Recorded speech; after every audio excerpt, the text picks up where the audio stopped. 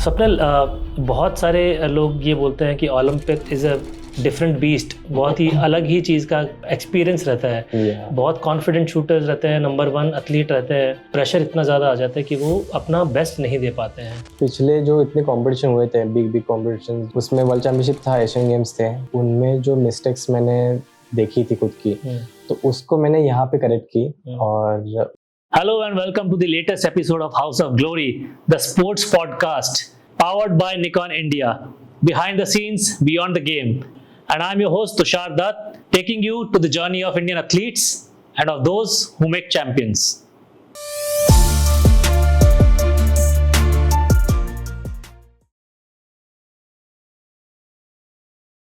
आज हमारे साथ में है स्वप्निल कुसले, जो ताज़ा ओलंपिक मेडल लेके आए हैं। Welcome to House of Glory Swapnil. Thank you sir. बहुत बढ़िया मेडल आपने जीता, फर्स्ट इंडियन बने 3P राइफल 3P में मेडल जीतने वाले। कैसा लग रहा है ओलंपिक मेडल जीतने के बाद में? काफ़ी बढ़िया लग रहा है, बट ड्रीम अभी तक कंप्लीट नहीं हुआ, तो उसके लिए अभी और भी ज़्यादा ट्रेनिंग और सब कुछ करना बाकी है। स्वप्निल, जब आप पेरिस गए थे, जब आप पेरिस अप्रोच कर रहे थे, आपने कोटा जीता, आपने कोटा डिफेंड किया, कैसी जर्नी थी आपकी? बहुत एक प्रेशर सिचुएशन थी। मैंने भोपाल में सब शूटर्स को देखा था, बहुत ज़्यादा प्रेशर था अपना कोटा डिफेंड करने के लिए। आप बहुत शांत स्वभाव के शूटर हैं, कैसे प्रेशर डील करते हैं आप? जैसे कि सर, कोटा विनिंग के बाद वैभव सर जो आकाश है, वो साइकोलॉजिस्ट है मेरे, तो उनके साथ मेरा पूरा जर्नी हुआ है रिलेट टू मेरा कैसे प्रेशर हैंडल करना है, और कैसे जहाँ पे जब ट्रेनिंग करता है या जो भी कॉम्पिटिशन खेलता हूँ तब उसको कैसे हैंडल करना है प्रेशर को।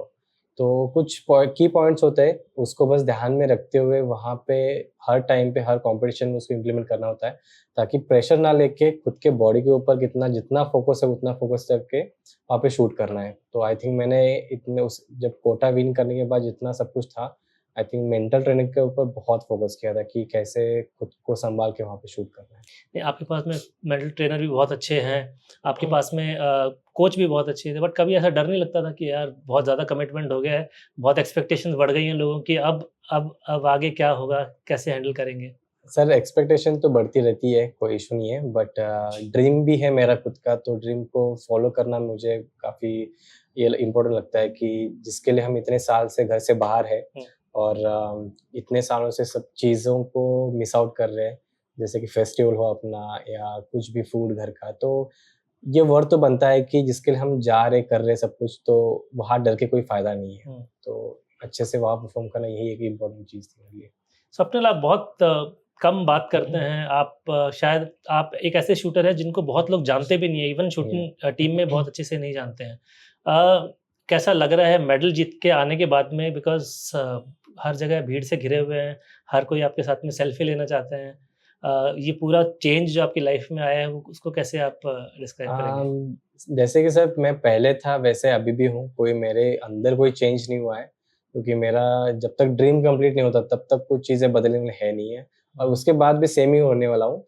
बस इतना है कि लोगों को पता चल रहा है कि शूटिंग एक इवेंट है, या जो भी हमारा 3 पोजीशन इवेंट है, ऐसा एक लेवल पे विन किया है मेडल जो भी है, लेकिन शूटिंग के लिए कुछ किसी को पता चल रहा है। तो आई एम रियली हैप्पी कि स्पोर्ट्स से दूसरे इवेंट को छोड़ के कुछ हमारा शूटिंग का सबको पता चल रहा है, तो इसकी वजह से मैं आई एम रियली हैप्पी कि हाँ, लोगों को पता चल रहा है।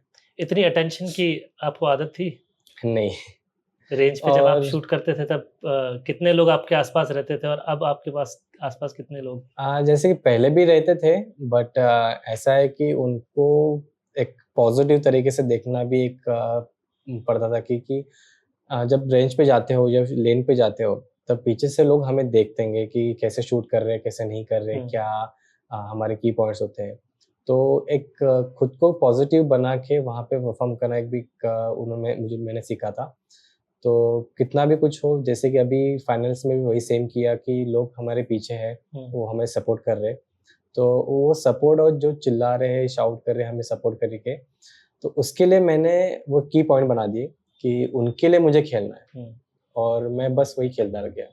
नॉर्मली शूटर्स ये चीज़ करते नहीं है कि जब पीछे शोर होता है तो वो ईयर प्लग लगाते हैं, वो अपने आप को उस चीज़ से अलग हटाने की कोशिश करते हैं कि उनको वो साउंड या उनको नॉइज़ सुनाई ना दे। आपने शायद ईयर प्लग्स उस दिन लगाए नहीं थे। नहीं, मैंने ना क्वालिफ़िकेशन लगाया था ना फाइनल्स के लिए, क्योंकि एक तो मेरे हार्टबीट जो प्रेशर है वो बढ़ता है और उसको कंट्रोल करने के लिए मुझे कुछ सराउंडिंग का साउंड चाहिए था। राइट। जब मैं एयर प्लग लगाता था तो उसका जो हार्ट बीट होता है, जो पल्स होते हैं, वो मुझे खुद को महसूस हो रही थी नॉर्मल के हार्ट बीट से भी ज़्यादा।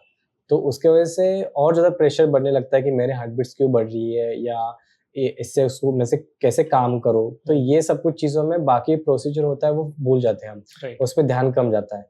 तो इसलिए मैंने थोड़ा सराउंडिंग जो वॉइस है उसको थोड़ा सा अडैप्ट कर लेते हैं, ताकि वो जो प्रेशर है उसको कम हो जाएगा और खुद की जो शूटिंग है उसपे ज़्यादा फोकस हो जाएगा।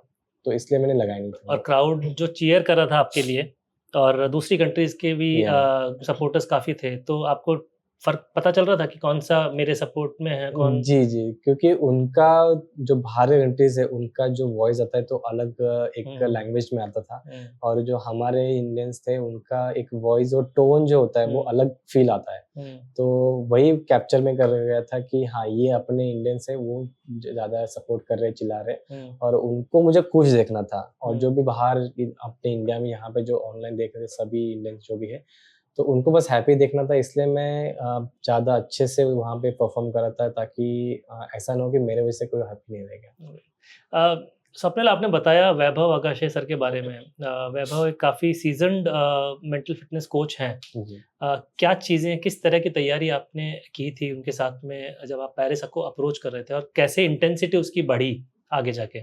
जैसे कि सर पहले वर्ल्ड चैंपियनशिप हुआ था, जब कोटा आया था, उसके बाद सर के साथ मेरा सेशन स्टार्ट हो गया था। And I think Asian games में मेरा थोड़ा-सा एक शॉट की वजह से डाउन 4th आया था। तो वहाँ से जो कम्युनिकेशन ज़्यादा और बढ़ गया। उससे पहले भी था, बट जो बॉन्डिंग होता है ना, तो उसके पहले जो एकदम से क्लियर थॉट्स होते हैं, मैंने इतने बारीकी से खुद को जाना कि क्या चीज़ मैंने सीखी या नहीं सीखी। तो मैं उनको एक्चुअली बता पा रहा था कि कैसे मैंने वहाँ पे शूट किया और क्या नहीं है। राइट। उसके पहले जस्ट नॉर्मली कन्वर्सेशन हो रहा था, क्योंकि मैं खुल के उस चीज़ को बता नहीं पा रहा था, क्योंकि वो निकाल रहे थे कि कैसे शूट करना है, कैसे नहीं करना है, बट मेरे अंदर से वो एक ऑब्जर्वेशन होता है, वो नहीं निकल रहा था। तो जैसे एशियन गेम्स का हो गया था, तो बाकी चीज़ें भी ऑटोमेटिकली आने लगी कि कैसे ऑब्जर्व मैंने खुद को, बॉडी को किया, एनालाइज़ किया, या फिर शूट करते टाइम पे क्या-क्या मैंने ऑब्जर्व किया। तो ये सारी चीज़ें निकलने के बाद उनको समझ में आया कि क्या दिक्कत है, क्या नहीं है, किस पे ज़्यादा फ़ोकस करना है, वर्क करना है। तो आई थिंक हाँ, उसके बाद ही सारी चीज़ें बदलने लगी, एंड ज़्यादा फ़ोकस उस चीज़ पे आने लगा जो मुझे ज़रूरत थी। तो आई थिंक उस पे ज़्यादा फ़ोकस होने के कारण आज वहाँ पे ओलंपिक्स में ज़्यादा अच्छे से परफ़ॉर्म कर। तो कहीं न कहीं आपका खुद का जो इंटरनल असेसमेंट प्रोसीजर जो रहता है, जो जो पूरा तरीका रहता है, वो भी आपका कहीं न कहीं इम्प्रूव हुआ? आप एक्सप्रेस ज़्यादा अच्छे से कर पाए अपने आप को? जी, जी, जी। लाइक वो पहले ऐसा था कि अ, लिमिटेड पॉइंट्स में बता पा रहा था, हुँ, क्योंकि उस चीज़ को आदत नहीं थी कैसे बताना है, क्या बताना है। हुँ, बट जैसे वक़्त के साथ बातें होने लगी, तो मुझे भी समझ में आया कि ये की पॉइंट्स बताना ज़रूरी है, हुँ, या ये की पॉइंट्स जो होती है, जो मैंने यहाँ पे शूटिंग इम्प्लीमेंट की थी, तो वो भी बताना ज़रूरी है। हुँ, तो एक वक़्त के बाद सब कुछ बताने लग गया कि सुबह से लेके शाम तक क्या मेरे थॉट्स थे या क्या नहीं थे। कि किस कारण मेरे थॉट्स मतलब थोड़ा-सा बैड वाइब्स हो गए, या बोल सकते हैं कि हुँ, थोड़ा-सा डाउन हो गया मेरा बॉडी या राइट। माइंडसेट ऐसे। तो वो सब कुछ बताने के कारण उनको समझ में आया कि मेरी बॉडी लैंग्वेज कब ठीक होती है, या हैप्पी मोमेंट हो जाता है, या क्या करने से मुझे कॉन्फिडेंट बिल्डअप हो जाएगा। हुँ, तो आई थिंक हाँ, उसके वजह से ही मुझे वहाँ पे फिर परफ़ॉर्म करने के लिए उन्होंने की पॉइंट्स दिए थे कि एक ये की पॉइंट्स की वजह से ही तुम वहाँ पे अच्छे से परफ़ॉर्म कर पाओगे, या खुद को इम्प्लीमेंट पॉज़िटिव रखोगे। तो अगर की पॉइंट्स को हम सिंपल लैंग्वेज में समझाएँ, तो वो ऐसे पॉइंट्स हैं जिसको सोचने से आपको खुशी मिलती है, जी, मतलब खुशी, मतलब सेल्फ कॉन्फिडेंस बनता है कॉन्फिडेंस उसपे। बनता है। राइट। स्वप्निल, बहुत लोग ये सोचते हैं कि शूटर्स बहुत शांत रहते हैं, या शूटर्स को इमोशनली ज़्यादा फ़र्क नहीं पड़ता, बहुत पोकर फेस रहते हैं, उनके एक्सप्रेशन से पता नहीं चलता है खुश है या दुखी है। आप जब शूट करते हैं, तो क्या स्टेज में, क्या मेंटल स्टेज में रहते हैं आप कि वो आप आपके एक्सप्रेशंस को आप कंट्रोल कर सकते हैं? कभी ऐसा मोमेंट आता है कि आपको कोई फ़नी चीज़ एकदम से रैंडम याद आ जाती है मैच के बीच में, और आपको कंट्रोल करना पड़ता है? जैसे कि थॉट्स को हम स्टॉप नहीं कर सकते, वो आती रहती है। बस इतना है कि उस चीज़ को कैसे कन्वर्ट करे पॉजिटिव में। कोई भी थॉट्स हो बस उसको वहाँ पे अच्छे तरीके से पॉजिटिव प्रेजेंट करना है, ना कि नेगेटिव वे में। अगर नेगेटिव वे किया तो डिस्ट्रैक्शन हो जाता है और फिर हम शूटिंग से भटक के बाहर चले जाते हैं। तो उसको वहाँ पे जो भी थॉट्स हो, कोई हम ट्रिप ले गए हैं या कुछ पिछले वाला कोई शूटिंग का कोई थॉट्स हो, तो ये सब कुछ आता है, पर प्रेजेंट मोमेंट में उसको अच्छे तरीके से प्रेजेंट करना, ये बस सीखने की वजह से मैंने वहाँ पे अच्छे तरीके से शूटिंग किया था कि उसको ज़्यादा सोचना नहीं है, बस आया थॉट्स, ओके वो एक फ्रैक्शन ऑफ सेकंड के लिए रहता है, फिर वो चला जाता है, इग्नोर करो और आगे बढ़ो।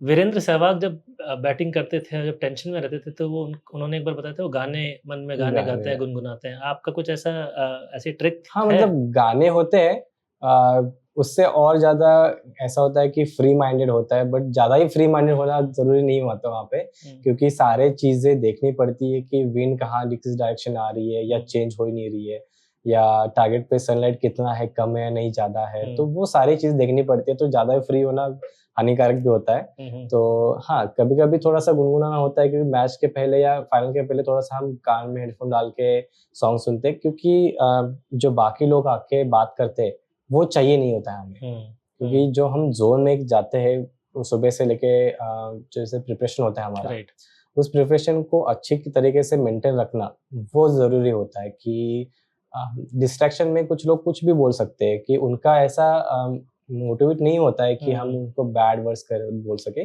बट वो ऐसे निकल जाता है, कुछ ऐसी चीज बोल देते हैं जो आपके दिमाग में रह जाती है। तो इसलिए हम बस गाने सुनते रहते हैं, ताकि वो ही एक दोहराता रहता है हमारे शूटिंग के टाइम पे। क्या गाने आप पसंद करते हैं? किस टाइप के गाने आप सुनते हैं? वो अलग-अलग मूड पे है।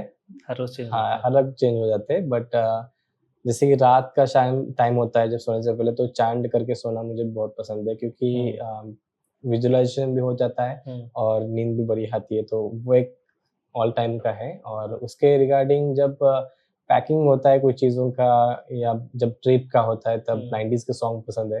अच्छा। या तो आपके पैदा होने से पहले के गाने आप हाँ, पसंद है, ऐसा कुछ नहीं है, उस 90s और 90s जो 20s के सॉन्ग है, वही पसंद है ज़्यादातर। विजुअलाइजेशन शूटर्स के लिए बहुत इंपॉर्टेंट है, आपने भी अभी मेंशन किया। विजुअलाइजेशन में कहाँ तक आप विजुअलाइज करते हैं? आपने अपने आप को पोडियम पे विजुअलाइज किया पेरिस गेम्स के जाने से पहले, और अगर वो किया तो वो क्या प्रोसेस रहता है? I mean how do you actually? जैसे प्रोसेस मतलब क्या होता है कि पहले आप अपना गेम जो है जहाँ पे आप परफॉर्म करने वाले हो, उसका विजुअलाइजेशन करना काफ़ी इम्पोर्टेंट होता है, कि वहाँ अगर नहीं करोगे तो वहाँ जाके कैसे परफॉर्म करोगे फिर? बिल्कुल। क्योंकि पहले यहाँ पे अच्छे से विजुअलाइजेशन करना है, फिर हर एक चीज़ जो होती है कि हम डेली मॉर्निंग से उठ के शाम तक जो करोगे, उसका एक पैटर्न होता है कि इस टाइम पे मुझे ये विजुअलाइजेशन करना है, या जो भी है, वो चीज़ को अगर दोहराओगे बार-बार, जैसे फ्री टाइम मिलता है बस उसको दोहराते जाओ माइंड में बिना बात किए, और आँखें खोल के भी हो सकता है, ऐसा कोई इश्यू नहीं है।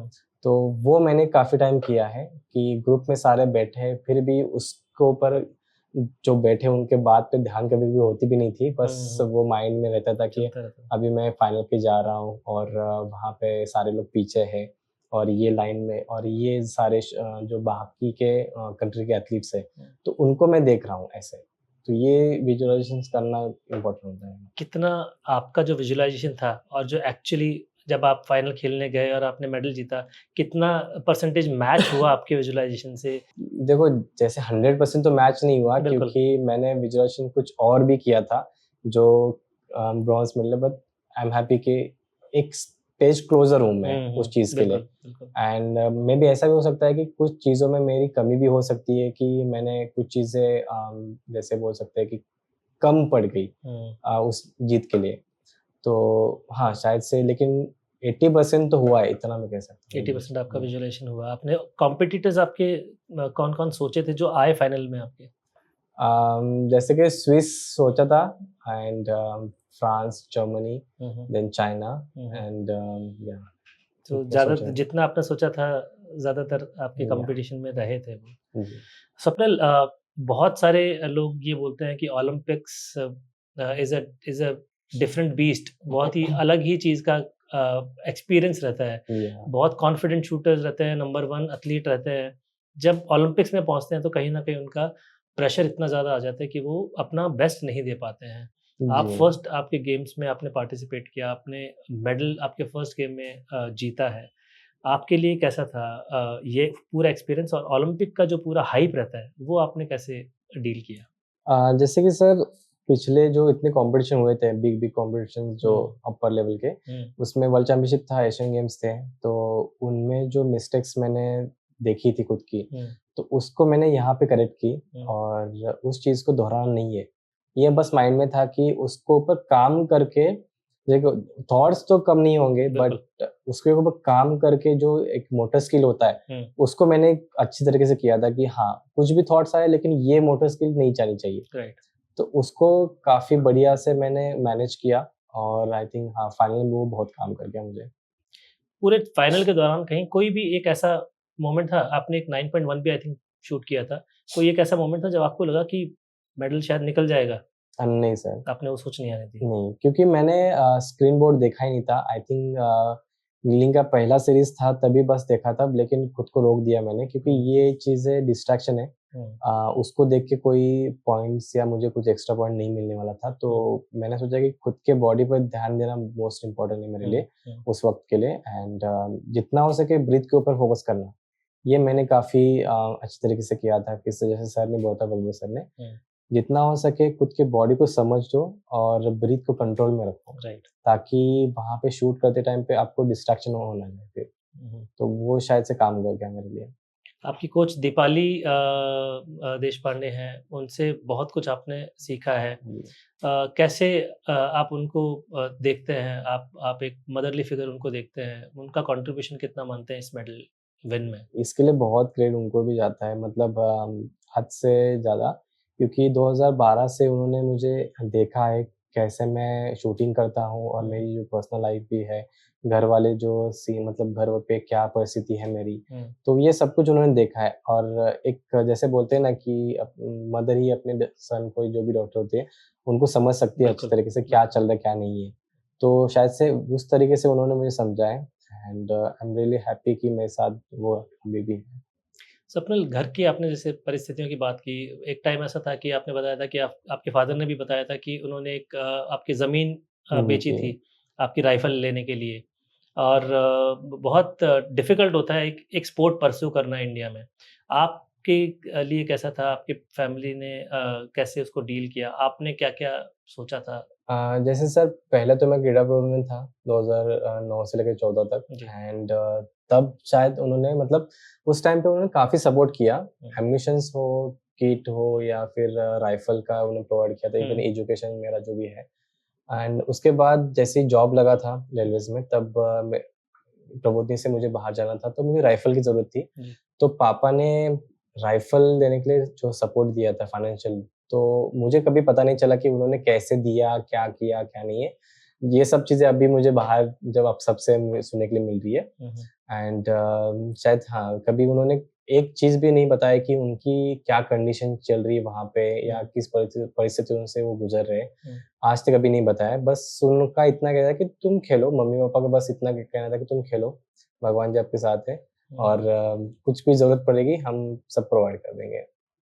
क्या सबसे बड़ी बिलीफ आपको कहाँ से मिलती है? क्या चीज़ सोर्स ऑफ इंस्पिरेशन अगर उसको कहेंगे तो क्या रहेगा आपके लिए? जैसे कि मम्मी बहुत ही गॉड को मानती है, भगवान जी को हुँ, एंड वो प्रेयर भी बहुत करते हैं। तो शायद से हाँ, वहीं से मुझे भी सब आदत लगी है तो आई थिंक आप मैं भी भी जी। रेगुलरली आप पूजा वगैरह करते हैं, जी, प्रे जी। करते हैं। शायद यही कारण था कि आप जब पूना आए तो सबसे पहले आप या दगडू शेठ मंदिर में दर्शन करके आए थे। हाँ। स्वप्निल, बहुत हार्डशिप रहती है एक एथलीट की लाइफ में, कभी कोई चीज़ें ईज़ी नहीं रहती हैं। आपके बहुत सारे मेडल्स ऐसे थे जो छोटे-छोटे मार्जिन से रह गए थे। आपके आस-पास जब आप देखते हैं कि लोग मेडल्स जीत रहे हैं और आप नहीं जीत पाते हैं, वो क्या फीलिंग रहती है? कभी ऐसा लगता है कि छोड़ देना चाहिए, कोई सब वेस्ट है या कुछ फ़ायदा नहीं है? सर जैसे कि कभी-कभी फ़ील बहुत कुछ बुरा लगता है, जैसे कि एशियंस में मुझे बहुत ही ज़्यादा बुरा लगा था। हुँ, बट जो मेरे साथ वाले लोग थे, उन्हें काफ़ी अच्छे से सँभाला। सर ने मुझे बहुत हेल्प की उससे बाहर आने के लिए हुँ, and I am special thank to Akshay भैया हुँ, एंड सुमिता दी जो मेरे फिज़ियो है, तो उन्होंने काफ़ी बढ़िया से मुझे उस चीज़ से निकाला बाहर हुँ, क्योंकि उन दोनों ने मुझे छोटा भाई जैसे समझा है, हुँ, हुँ, जब से मैं उनके साथ रह रहा हूँ। एंड जैसे होता है ना कि जो भाई बहन का बॉन्ड होता है जी वो सब वहाँ पे काम करता है। आप फैमिली कुछ भी हो या फिर जैसे कि मम्मी पापा बोलते हैं तो कभी कभी हम सुनते भी नहीं है या समझ में नहीं आता, राइट बट जो भाई या बहन कहती है वो फील कर जाता है हमें। बिल्कुल तो शायद से हाँ, तो उन चीज़ों की वजह से बहुत फ़ील करने लगा था मैं।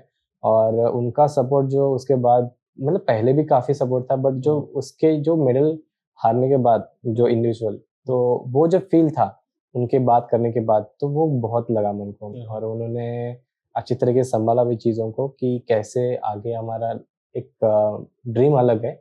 It's just one step only कि इससे हमें कोई फ़र्क नहीं पड़ना है। हमारा स्टेप अलग है या हमारा ड्रीम अलग है, उसके लिए हमें ज़्यादा वर्क करना है। राइट स्वप्निल, आपका जो वेन्यू था वो हुँ, हुँ। पेरिस से 3 घंटे दूर था। जी। क्या आपको लगता है कि ये एक बहुत पॉज़िटिव चीज़ थी आपके लिए या किसी भी इंडियन शूटर के अम, लिए?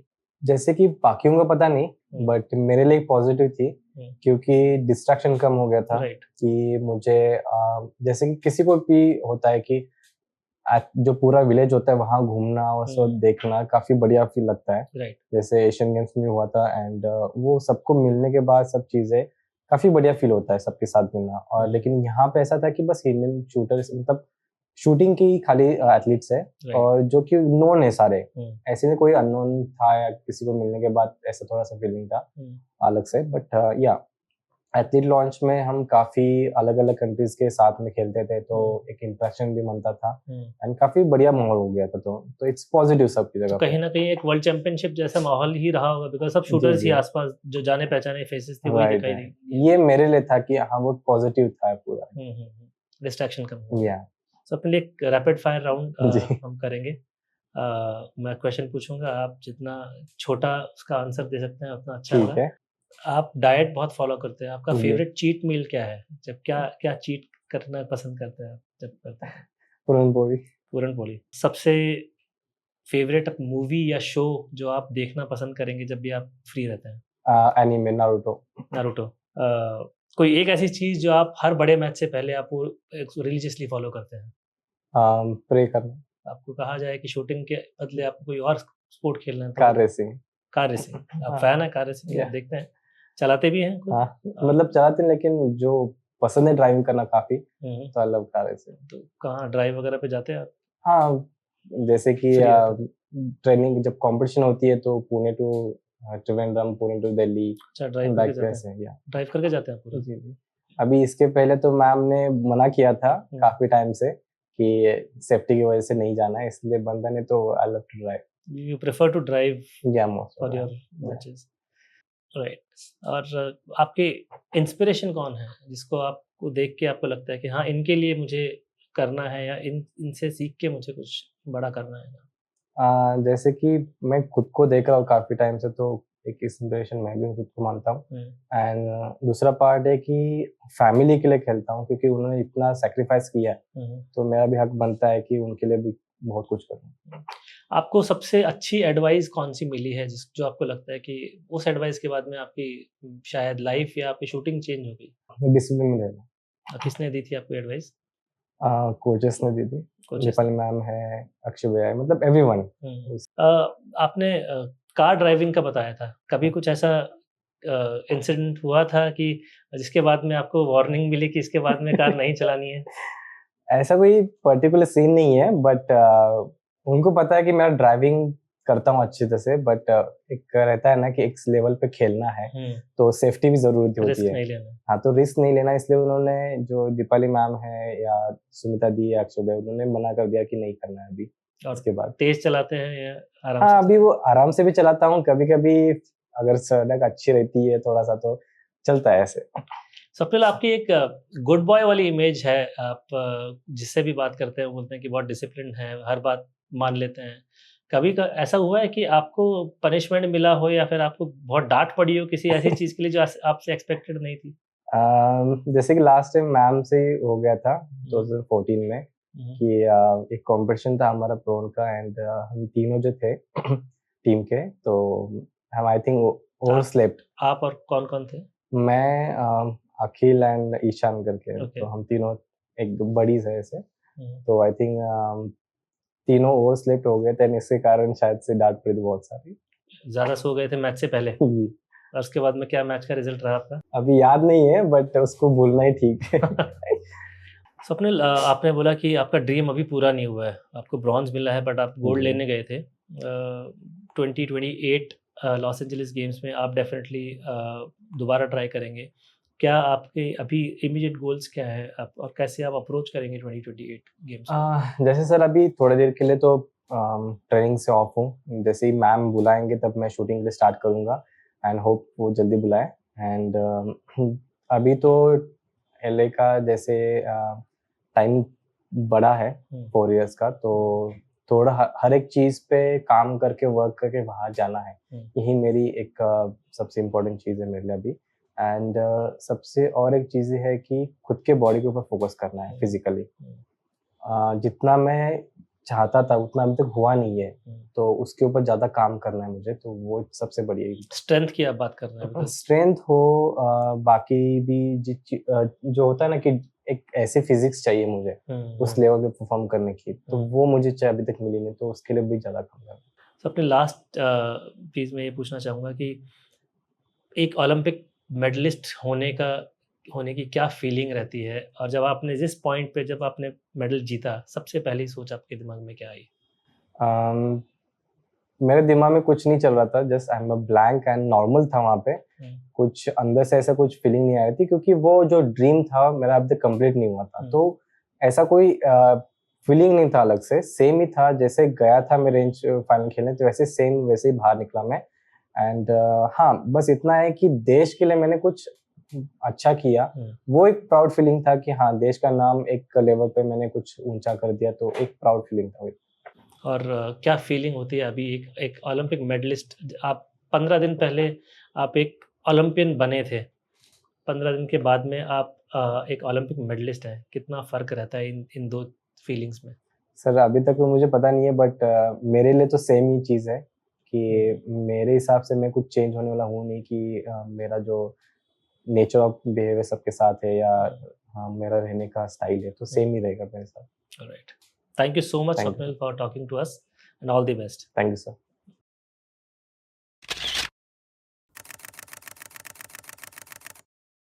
अम, मेरे दिमाग में कुछ नहीं चल रहा था, just I am a blank and normal था वहाँ पे। हुँ, कुछ अंदर से ऐसा कुछ फीलिंग नहीं आ रही थी, क्योंकि वो जो ड्रीम था मेरा अभी तक कंप्लीट नहीं हुआ था। हुँ। तो ऐसा कोई फीलिंग नहीं था अलग से, सेम ही था जैसे गया था मैं रेंज फाइनल खेलने, तो वैसे सेम वैसे ही बाहर निकला मैं।